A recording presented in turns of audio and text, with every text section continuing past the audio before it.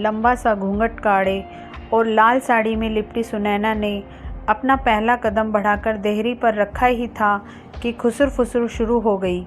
औरतें आपस में एक दूसरे से कह रही थी, कितनी मोटी दुल्हन लाई है ललवे की अम्मा। कुछ तो सोचती, लड़का सीख सलाई और लड़की पूरी मोटी जट। वह यह सब सुन रही थी पर वह कुछ भी नहीं कह सकती थी। कहती भी कैसे, वह तो नई नवेली दुल्हन थी और आज उसका अभी पहला ही दिन तो था इस घर में, अपनी ससुराल में, अपने पति के घर में। वह सोचने लगी, वह इतनी तो मोटी नहीं है, फिर ऐसा क्यों कह रहे हैं सब लोग। वह अपने घर में थी तो माँ पापा उसे हमेशा कमज़ोर ही समझते थे।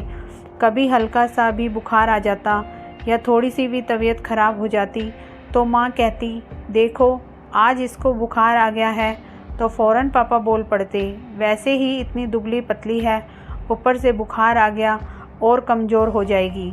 उसने तो आज तक कभी भी मोटा शब्द ही नहीं सुना था अपने लिए, परंतु ससुराल में तो पहला कदम पड़ते ही ताने शुरू हो गए थे। वह अचानक से मोटी हो गई।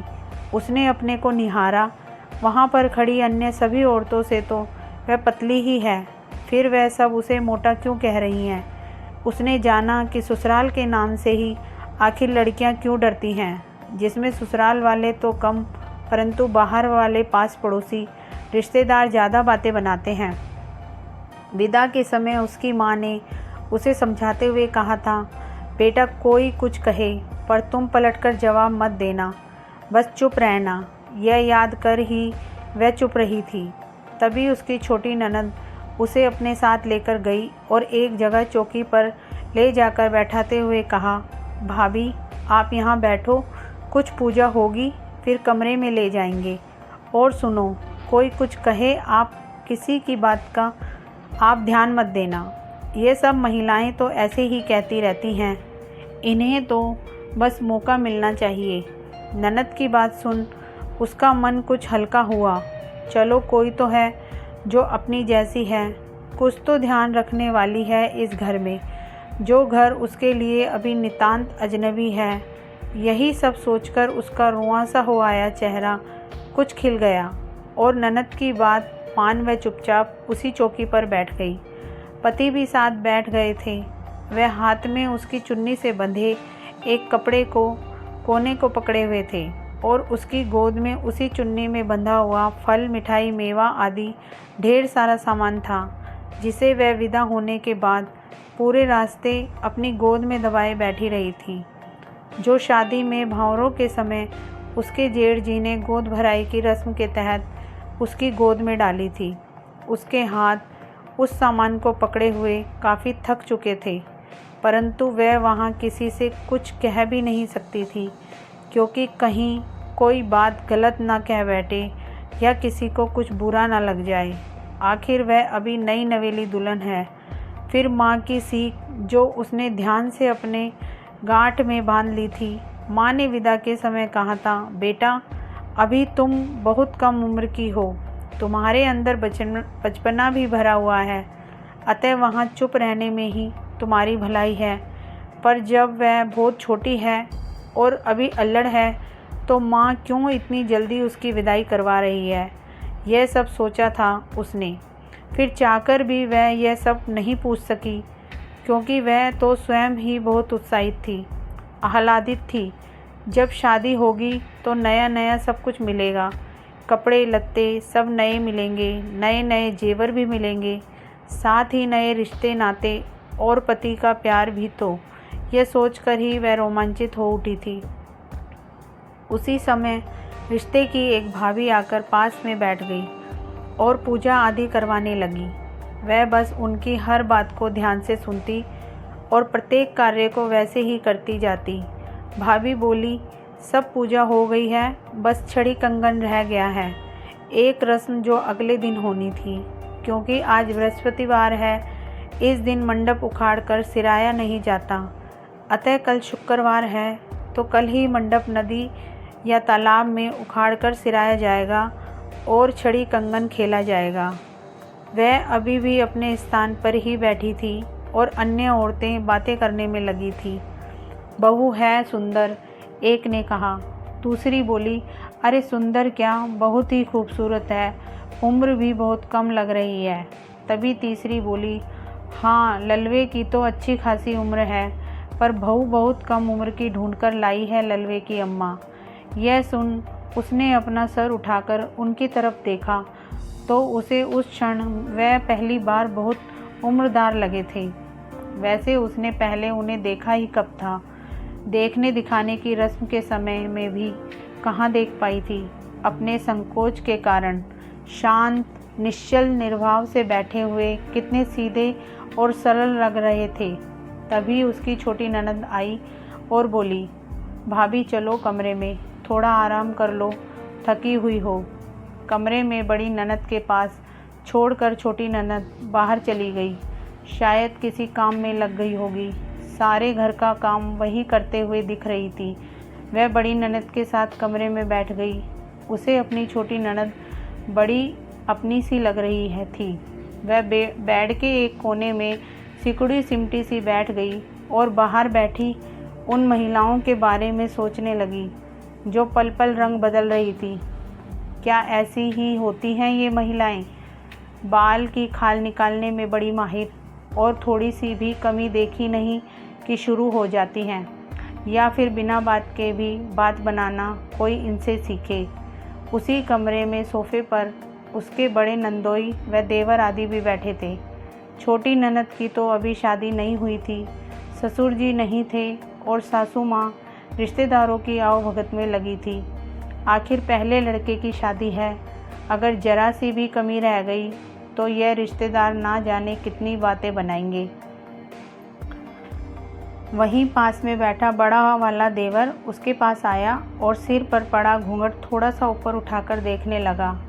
वहीं पास में ही बैठे नंदोई जी यह सब देख बोल पड़े, अरे नहीं नहीं, ऐसे क्यों कर रहे हो, चलो हटो, यह तो भाई साहब करेंगे। यह सुनकर वह थोड़ा और शर्मा गई। शाम हो चली थी। वह घबराई हुई और कुछ रोमांचित होकर रात का इंतज़ार कर रही थी, क्योंकि सहेलियों ने जो कुछ बताया था उससे वह काफ़ी उत्साहित थी अपने प्रिय का साथ पाने को। जब वह उसे बाहों में भरकर उससे कहेंगे, मेरी डार्लिंग तुम इस दुनिया की सबसे सुंदर लड़की हो और मैं तुम्हें दिलो जान से चाहता हूँ। वह सोच मगन ही थी कि छोटी ननद आकर बोली, भाभी चलो फ्रेश हो लो, कपड़े बदल लो, फिर खाना लगा दिया है, सबके साथ बैठकर खा लो। वह उठी और फ्रेश होने को उनके पीछे पीछे चल दी।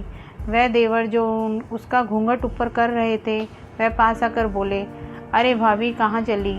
उनका लहजा मजाकिया था। उसे अच्छा तो लगा, पर वह उनके मजाक को समझ ना पाई। उसने पहले कभी किसी से ना मजाक किया था, ना उससे किसी ने। उसे ऐसा माहौल कुछ अजीब लगा था। दो भाइयों के बाद सबसे छोटी और सबकी लाडली, ईश्वर ने रूप स्वरूप भी जी भर कर दिया था। अतः जो उससे मिलता या उसे पहली बार भी देखता तो बड़े प्रेम से कोमलता के साथ बात करता था। वह अभी कॉलेज में पढ़ाई ही कर रही थी कि घर में उसकी शादी की चर्चाएं होने शुरू हो गई थी। पापा की तबीयत खराब रहने लगी थी, जिस कारण वह चाहते थे कि जल्दी ही लड़की के हाथ पीले करके कन्यादान कर दिया जाए। अपने जीते जी वह इस जिम्मेदारी को भी निपटा देना चाहते थे। भाइयों को भला क्या ऐतराज़ होता। हालांकि माँ नहीं चाहती थी कि उनकी दुलारी की अभी शादी हो, पर किस्मत में क्या लिखा है, कब क्या होगा कोई नहीं समझ पाया, और उसकी शादी अच्छा घर परिवार ढूंढकर तय कर दी गई। पापा तो बीमार थे। पूरी जिम्मेदारी भाइयों पर आ पड़ी और उन्होंने अपने हिसाब से खूब अच्छा पढ़ा लिखा लड़का ही ढूंढा था अपनी बहन के लिए। लेकिन वह क्या चाहती है, उसके क्या अरमान हैं, यह किसी ने जानने की कोशिश ही नहीं की थी। उन लोगों ने तो अपनी जिम्मेदारी भर निभा दी थी। अब आगे की सारी जिम्मेदारियों को तो उसे अकेले ही निभाना था।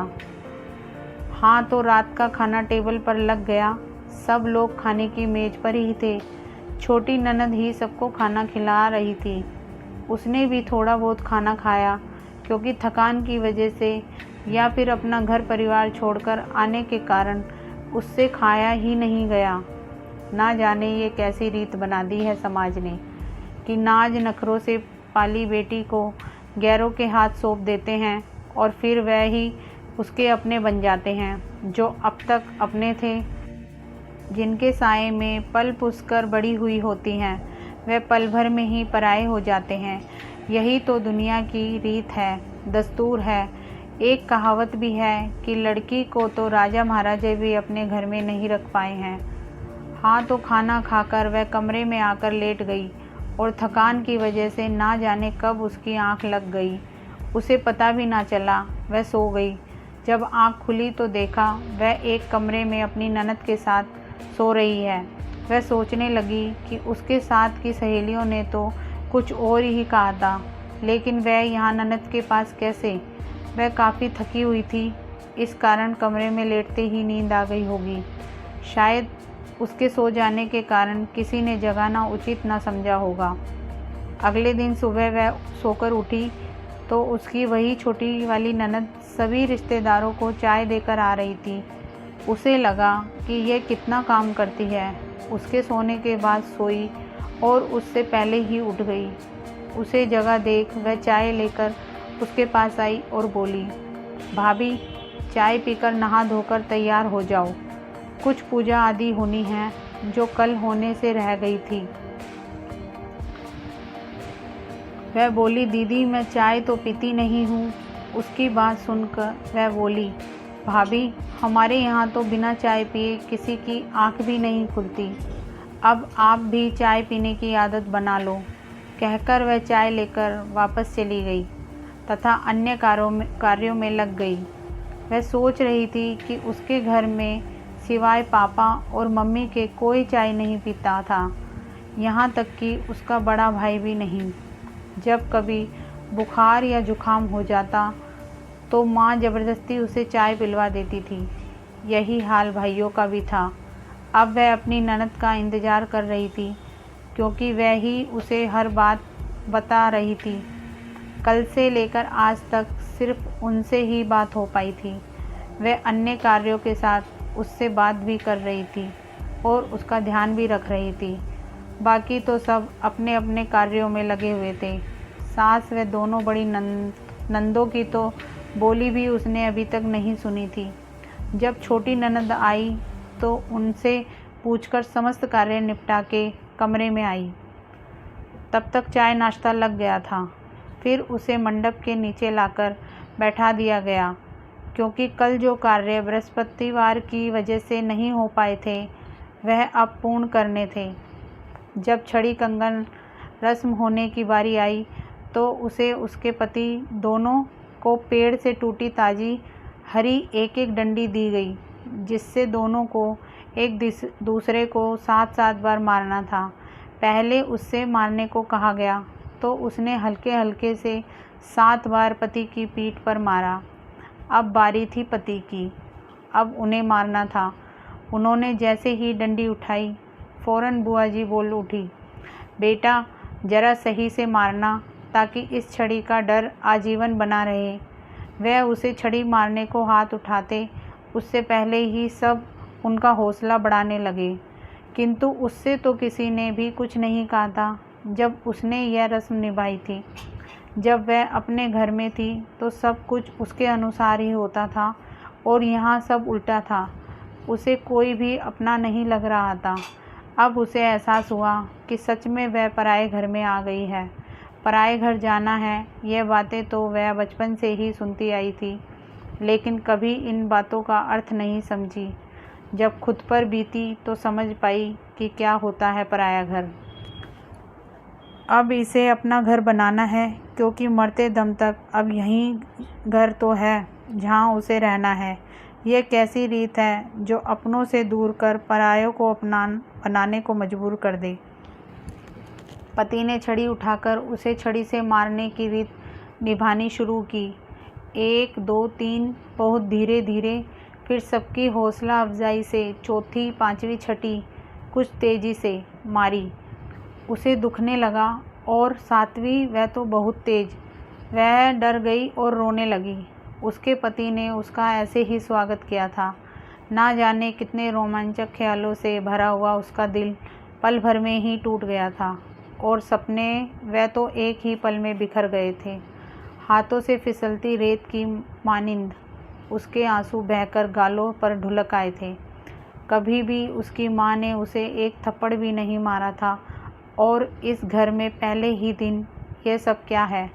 ये कैसी रस्म है जो तन मन दोनों को घायल कर दे? उसके दिल में उसके पति के प्रति कितने अरमान थे, कितनी कोमल भावनाएं थीं, वह सब कहीं दम तोड़ने लगी थी। उसके सपने टूट चुके थे, बचे थे तो सिर्फ आँखों में आंसू और शरीर पर महसूस होते दर्द से ज़्यादा मन का दर्द।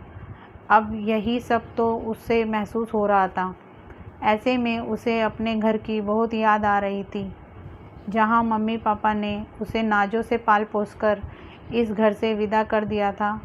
यही तो दुनिया की रीत थी, किंतु उसे यह रीत पसंद नहीं आई। वह वापस घर लौट जाना चाहती थी, लेकिन अब वह घर उसके लिए पराया हो गया था। जो कल तक अपना था, किंतु जो अभी तक पराया था, वह अपना हो गया था। बिना किसी के अपनेपन वाला अपना घर या पति का घर, यह कैसी विडंबना है, वह समझ ना सकी थी। अब कैसे उम्र भर इनका साथ निभा पाएगी, जिन्होंने उसका स्वागत ही दर्द और आंसुओं से करवाया है? क्या सच में महज रीति रिवाज है छड़ी से मारना, या फिर इस तरह से इन रिवाजों की आड़ में स्त्री जाति को प्रताड़ित करना पुरुषों की मानसिक रुग्णता? वह समझ ना सकी। धन्यवाद दोस्तों। कहानी पसंद आई हो तो इसे लाइक कीजिए और मेरे चैनल को सब्सक्राइब कीजिए। Thank you.